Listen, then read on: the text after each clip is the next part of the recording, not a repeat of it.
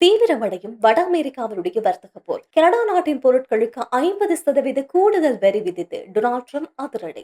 வரலாற்றில் இல்லாத அளவுக்கு அதிவேகமாக பரவுகின்ற எபோலா வைரஸ் தொற்று. உயிரிழந்தவருடைய எண்ணிக்கை 1000 தொடுகின்றது. சுகாதார பணியாளர்களும் உயிரிழக்கும் சோகம்.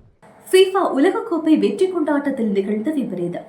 சலமன்கா நகரில் 3 நாட்கள் துக்க தினம் அனுஷ்டிப்பு. பாதுகாப்பற்ற பொருட்களை விற்பனை செய்த அலி எக்ஸ்பிரஸ் நிறுவனத்தின் மீது 550 மில்லியன் அபராதம் விதித்த ஐரோப்பிய ஒன்றியம். வணக்கம். இன்றைய நாளுக்கான சர்வதேச செய்திகளோடு மீண்டும் சந்திக்கின்றோம். கனடாவினுடைய வர்த்தக பொருட்களுக்கு 50% கூடுதல் வரி விதித்து டொனால்ட் ட்ரம்ப் அவர்கள் உத்தரவு ஒன்றை பிறப்பித்திருக்கின்றார் அதிகாரப்பூர்வமாக.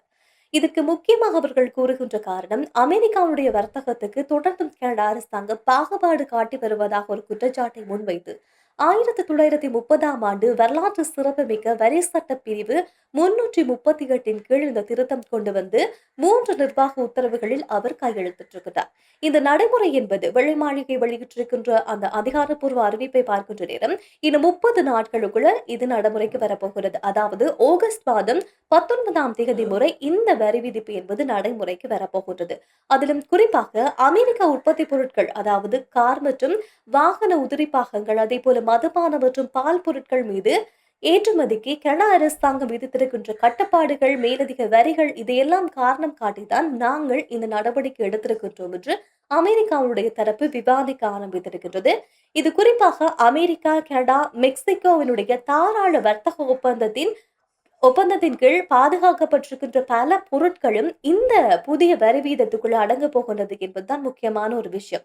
அதிலும் குறிப்பாக இந்த வரியின் மூலமாக கனடாவிலிருந்து இறக்குமதி செய்யப்படுகின்ற மதுபானம், பால் பொருட்கள், பால் சார்ந்த விவசாய பொருட்கள், காகிதம், அதே போல மரப்பொருட்கள், சிமெந்து, ஆடை, அது மட்டும் இல்லாமல் ஹாக்கி விளையாட்டு உபகரணங்கள் போன்ற பல அத்தியாவசிய பொருட்களும் இந்த வரி வீதத்துக்குள்ள அடங்க போகிறது. அமெரிக்காவுடைய இந்த அதிரடியான நடவடிக்கை கண்டிப்பாக கனடாவினுடைய பொருளாதாரத்துக்கு பாதிப்பை ஏற்படுத்தும். எனவே இது தொடர்பாக கனடாவினுடைய பிரதமர் மார்க் ஹானி அவர்கள் கடுமையான எதிர்ப்பு ஒன்றை வெளிப்படுத்தி இருக்கிறார். அமெரிக்கா ஏற்கனவே எடுத்திருக்கக்கூடிய ஒரு தலைப்பட்ச இப்ப எடுத்திருக்கின்ற இந்த ஒரு தலைப்பட்சமான நடவடிக்கை எங்களால் ஏற்றுக்கொள்ள முடியாது. நாங்கள் எதற்காக கட்டுப்பாடு விதிகள் விதித்தோம் என்றால், ஏற்கனவே அமெரிக்கா எடுத்திருக்கின்ற நடவடிக்கைகளுக்கு எதிராகத்தான், எதிர்வினையாகத்தான் நாங்கள் எங்களுடைய நடவடிக்கைகளை முன்பு எடுத்திருந்தோம் என்ற ஒரு விளக்கத்தையும் கனடாவினுடைய தரப்பிலிருந்து கொடுத்திருக்கிறார்கள். ஆனால் எப்படி இருந்தாலும் இந்த வர்த்தக விதிமுறை என்பது வரி என்பது இந்த 30 நாட்களுக்குள் நடைமுறைக்கு வரப்போகிறது. அதற்கிடையில் பேச்சுவார்த்தை மேற்கொள்றதுக்கு வாய்ப்புகள் கிடைத்தாலும் கூட, ஒருவேளை இது நடைமுறைக்கு வருமாக இருந்தால், வட அமெரிக்கா கண்டத்துல மீண்டும் ஒரு பெரிய வர்த்தக போர் ஒன்று ஆரம்பிப்பது மட்டுமில்லாமல், உலகத்தில் இருக்கின்ற பணவீக்கம் சார்ந்திருக்கின்ற விஷயங்கள் மிக மோசமான பாதிப்பை சந்திக்கும் என்று வர்த்தகம் சார்ந்திருக்கின்ற அறிஞர்கள் சொல்ல ஆரம்பித்திருக்கின்றார்கள். மத்திய அமெரிக்க நாடான ஹங்கு ஜனநாயக குடியரசில் பரவி வருகின்ற மிக கொடூரமான இந்த வைரஸ் தொற்று, எபோலா வைரஸ் தொற்றின் மூலமாக 930 பேர் இதுவரைக்கும் பலியாகி இருப்பதாக அதிகாரப்பூர்வமான அறிவிப்பு வெளியாகி இருக்கின்றது. கடந்த மே மாதம் 15ஆம் தேதி அடையாளம் காணப்பட்ட இந்த வைரஸ் தொற்றானது வரலாற்று சான்றுகளை அவதானிக்கின்ற நேரம் இதுவரைக்கும் இல்லாத அளவுக்கு மிக வேகமாக பரவக்கூடிய வைரஸ் என்பது கண்டுபிடிக்கப்பட்டிருக்கிறது. அதுவும் குறிப்பாக இதுவரைக்கும் 2344 பேர் பாதிக்கப்பட்டிருக்கின்றார்கள். அதில் 930 பேர் பலியாகி இருக்கின்றார்கள் என்பது இந்த வைரஸுடைய தீவிரத்தன்மையை எடுத்து காட்டுகின்றது. தற்போது ஹங்கோவில் பரவி வருகின்ற இந்த எபோலா வைரஸ் என்பது பாண்டிபிக்யூ என்று சொல்லப்படுகின்ற மிக அரிய வகையான ஒரு வைரஸ் மூலமாக ஏற்படுகின்ற தொற்று என்பது ஆய்வுகள் மூலமாக தெரிய வந்திருக்கின்றது. இதுல சோகமான விஷயம் என்னவென்றால், இப்ப வரைக்கும் இந்த தொற்றுக்கான சரியான தடுப்பூசியோ இல்லாவிட்டால் இந்த தொற்றுக்குள்ளானவர்களுக்கு எப்படி மருத்துவ வசதி வழங்குவது என்பது இதுவரைக்கும் கண்டுபிடிக்கப்படாதது காரணமாக உயிரிழப்புகள் இன்னும் அதிகரித்து வருகின்றது என்பதுதான் மிக முக்கியமான ஒரு விடயம். அதிலும் குறிப்பாக ஒரு நாள்ல 37 பேர் பலியாகக்கூடிய ஒரு பரிதாப சூழ்நிலை இந்த தொற்றில் இலக்கானவர்கள் சந்தித்து வருகின்றார்கள். அதிலையும் இந்த புதிதாக அடையாளம் காணப்படுபவர்கள் 80 விழுக்காடு நோய் தொற்றோடு நோய் தொற்றினால் பாதிக்கப்பட்டவர்களோடு தொடர்பு இல்லாத நபர்கள் என்பதுதான் இதுல மிகப்பெரிய அச்ச உணர்வை ஏற்படுத்தி இருக்கிறது. ஏனென்றால் இதுவரை காலமும் யாருக்கு நோய் தொற்று இருக்கிறதோ அவர் மூலமாகத்தான் இந்த தொற்று பரவுகிறது, அவரோடு யாரெல்லாம் தொடர்பு வைத்திருக்கிறார்களோ அவர்கள் மூலமாக பரவுகின்றது என்று நம்பப்பட்டது. ஆனால் முதலாக 80% எந்த விதமான தொடர்பும் இல்லாமல், நோய் தொற்று அறிகுறி இருந்தவரோடு தொடர்புகள் இல்லாமல் இந்த தொற்று பரவுகின்றது என்ற விடயம் இன்னும் மருத்துவத்துறையினருக்கு சவாலாக இந்த சந்தர்ப்பம் மாறி இருக்கின்றது.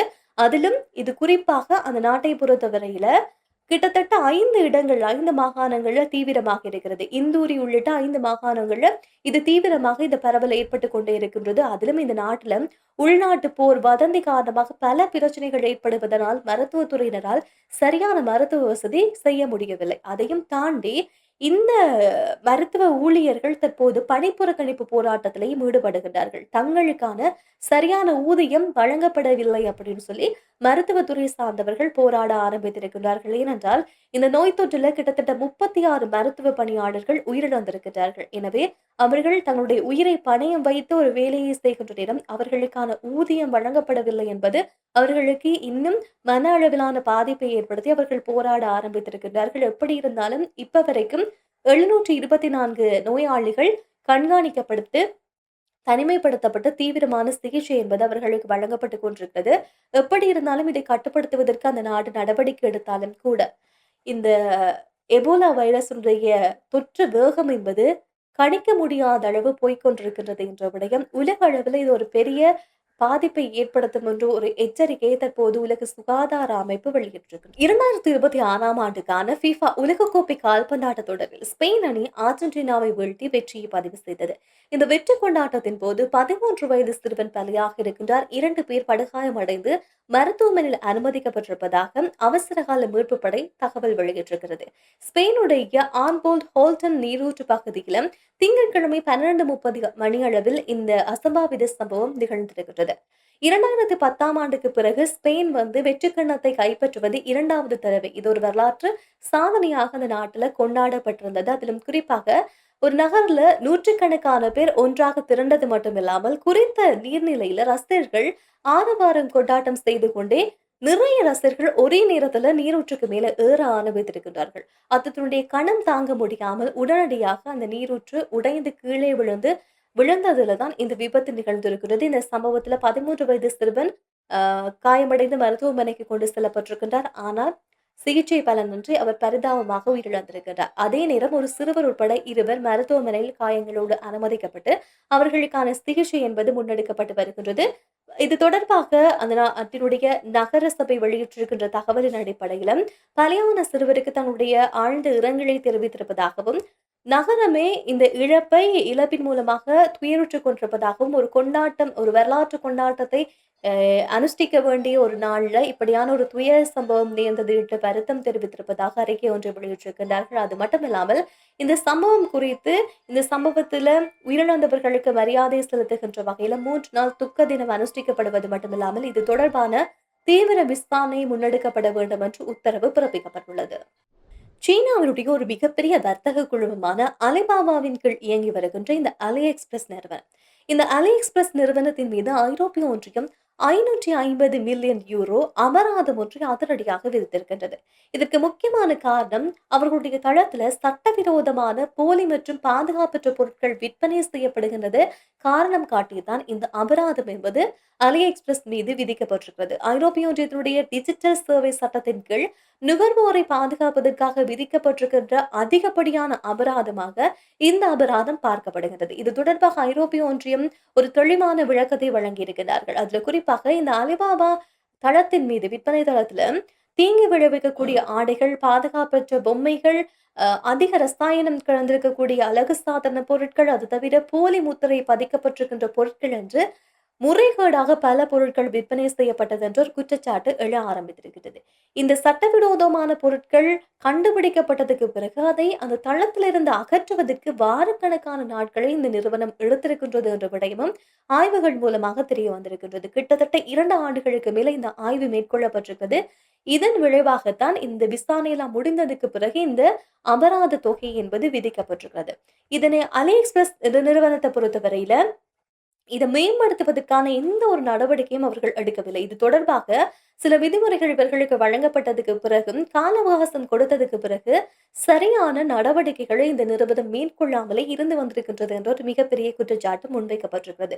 இந்த சந்தேகத்துக்குரிய ஒரு பொருள் இருக்குமாக இருந்தால் அதனை ஆய்வு செய்வதற்கு அந்த நிறுவனத்தினுடைய ஊழியருக்கு சில வினாடிகள் மட்டுமே கால அவகாசம் கொடுக்கப்பட்டிருக்கிறது என்று ஒரு விடயம் கண்டுபிடிக்கப்பட்டிருக்கிறது. அது மட்டுமில்லாமல் இந்த விற்பனையாளர்கள் மிக போலியான தகவல்கள் மூலமாக பொருட்களை விற்பனை செய்யறதுக்கான பட்டியலை தயார்படுத்த முடியும். அந்த அளவுக்கு எவ்வளவுக்கு அந்த தளம் இருந்திருக்கின்றது என்ற விடயமும் ஆய்வுகளில் கண்டுபிடிக்கப்பட்டிருக்கிறது.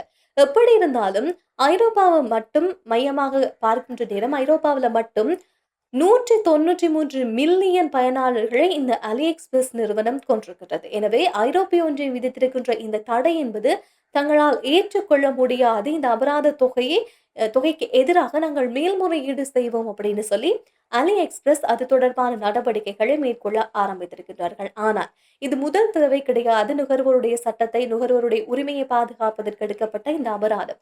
இதுக்கு முதல் Temuவுக்கு கிட்டத்தட்ட 200 மில்லியன் யூரோ அபராதம் விதிக்கப்பட்டிருந்தது ஐரோப்பிய ஒன்றியத்தினால. அதேபோல எக்ஸ்தலத்துக்கும் 120 மில்லியன் யூரோ அபராதம் விதிக்கப்பட்டிருக்கிறது. ஆனால் தற்போது AliExpressக்கு எடுத்திருக்கக்கூடிய இந்த நடவடிக்கை என்பது 550 மில்லியன் யூரோ அபராதம் என்பது கண்டிப்பாக இனி வருகின்ற நாட்கள்ல இந்த ஆன்லைன் மூலமாக மக்களை ஏமாற்றுகின்ற செயற்பாடுகள் AliExpress மூலமாகவோ இல்லாவிட்டால் பிற வணிக நிறுவனங்கள் இணையம் வழி மூலமாக பொருட்களை விற்பனை செய்கின்ற இந்த நிறுவனங்கள் நுகர்வோரை ஏமாற்றுகின்ற வகையில பொருட்களை பட்டியல்படுத்தவோ இல்லாவிட்டால் போலியான பொருட்களை விற்பனை செய்வதற்கோ ஒரு தயக்கம் காட்ட, ஒரு பயம் காட்டக்கூடிய ஒரு நிகழ்வாகத்தான் இந்த நிகழ்வு பார்க்கப்படுகிறது. ஏனென்றால் பெரும்பாலான மோசடிகள் இந்த இணையதளங்கள் மூலமாக, பொருட்கள் மூலமாக பல பேர் பிரச்சனைகளை சந்தித்து வருகிறார்கள். இது தொடர்பான பல குற்றச்சாட்டுகள் பதிவு செய்யப்பட்டுக் கொண்டே இருக்கிறது.